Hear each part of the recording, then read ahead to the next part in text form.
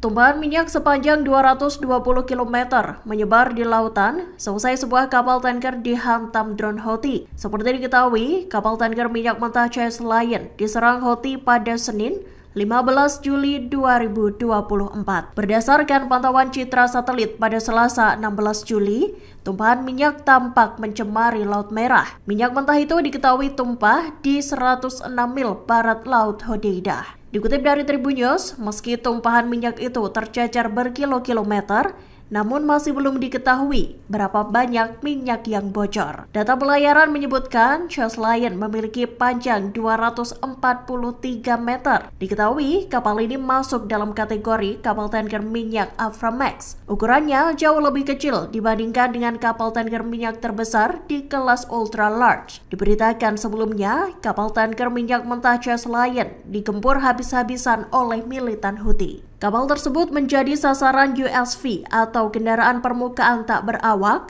saat berlayar di Laut Merah. Penyerangan itu terjadi lantaran kapal tersebut memasuki wilayah pelabuhan Palestina yang terlarang.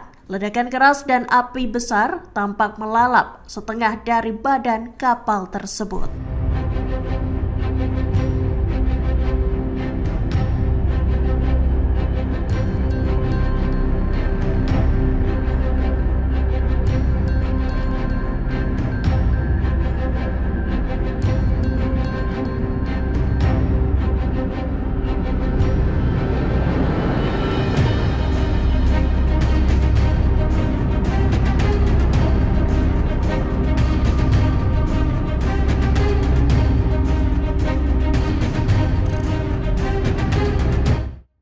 Download Tribun X sekarang, menghadirkan lokal menjadi Indonesia.